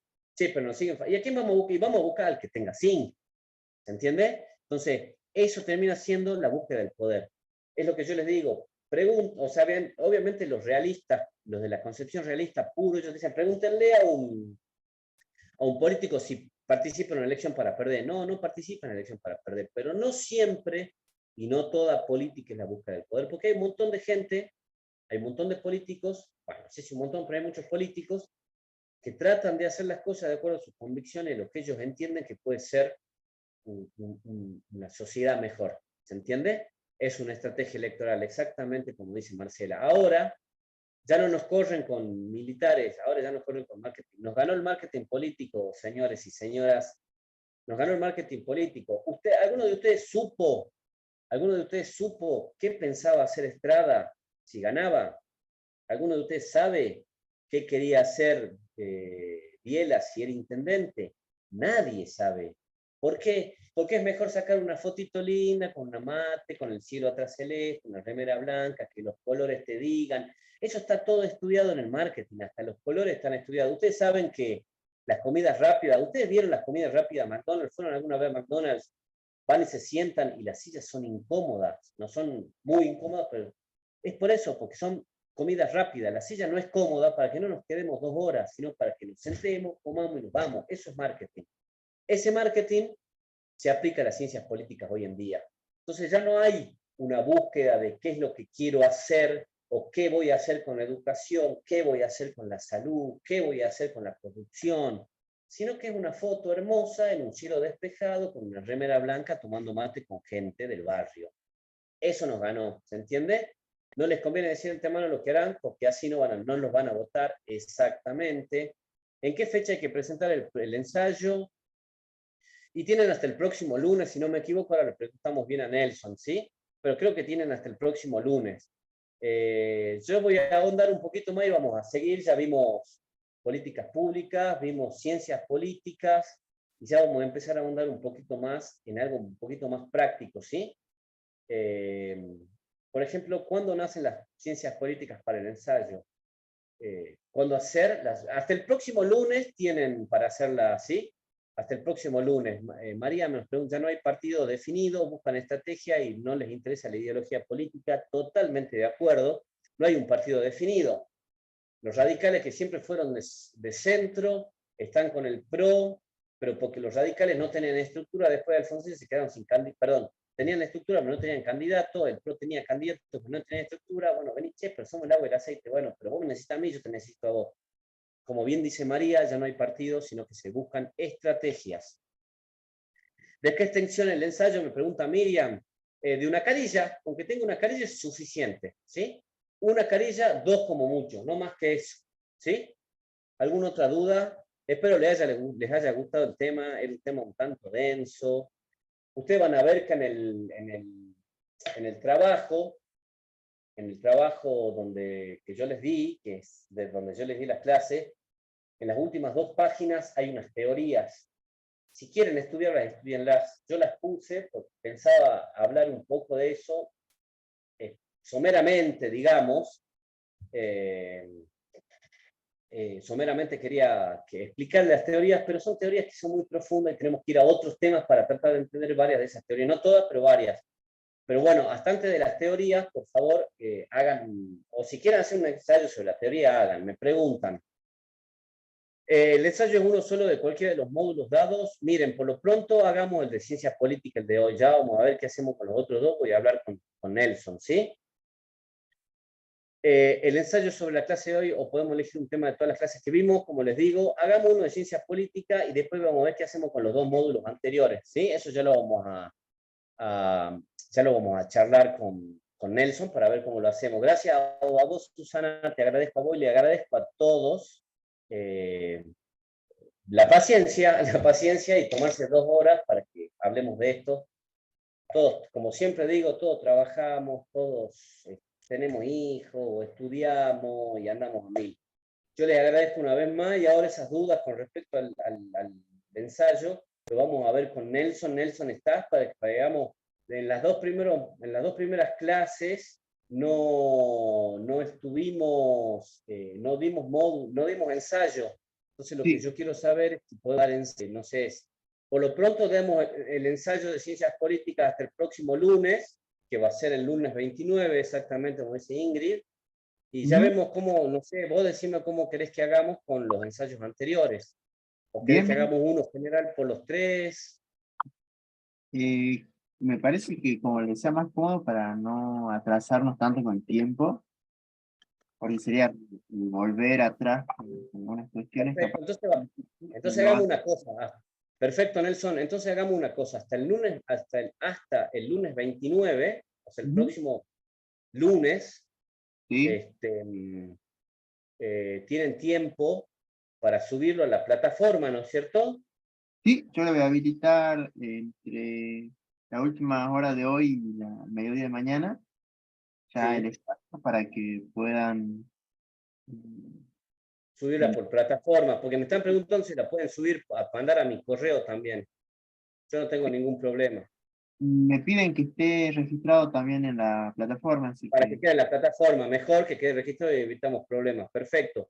Lo van a subir a la plataforma hasta el lunes 29, que creo que tenemos hasta las 12 de la noche del lunes, Nelson, ¿puede ser? sí, sí, sí, hasta las 0 horas. Hasta las 0 horas del lunes, Ujú. eh, para subir un ensayo. Elijan un tema de cualquiera de los tres módulos. De cualquiera de los tres módulos elijan un tema y hagan el ensayo, ¿sí? Escuchen una cosa, yo no pido que ustedes sepan ni que me tiren concepto. Algunas veces me hacen resúmenes. Yo quiero que ustedes piensen algún problema, sobre todo lo que estuvimos charlando hoy. Vieron la cantidad de preguntas y de comentarios que salieron del tema de hoy, la ciencia política, el poder, la dominación, ¿sí? O sea, hay temas para cortar. Busquen un problema, planteen un interrogatorio o dos, mejor, hagan el nudo, expliquen lo que es el tema, y al final en la conclusión responden las preguntas, ¿sí? Yo les agradezco de nuevo a ustedes por la paciencia y por tomarse el tiempo, y nos vemos el próximo martes, si les parece. Los dejo descansar por lo pronto, para que cada uno de nosotros nos vamos a hacer lo que tengamos que hacer. Eh, ¿Cuándo se sube la clase de hoy a la plataforma, la grabación? Ahora Nelson, no, ahora ahora, nomás, ahora no me ¿sí? dice. Sí, sí. Igual de todas maneras, le digo a los chicos, ellos tienen mi mail, por cualquier duda me escriben, ¿sí? Por cualquier duda. El ensayo lo subimos a la plataforma, pero cualquier duda que tengan me escriben a mi mail, ¿sí? Ya vamos cortando, que nos pasamos 10 minutos. Mi correo es, ya se los paso, se los escribo en el chat para todos, pero les voy diciendo, mi correo es Barrio Nuevo José 1908 @gmail, ¿sí? .com.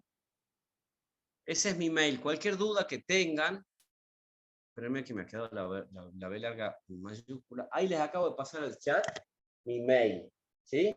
Cualquier duda que tengan, me escriben ahí, que yo no tengo problema. Por ahí me demoro un poco porque el mail, vieron que antes el mail era lo primero que contestábamos, ahora es de lo último que contestamos, pero cualquier cosa me escriben, yo estoy atento al mail todas las noches, me conecto, me fijo y les contesto, ¿sí? Una vez más, muchas gracias. Gracias, Nelson, por acompañarnos. Nos vemos dentro de 2 semanas, ¿sí? No, muchas gracias, profe. Gracias a ustedes, que anden bien. Muchas gracias.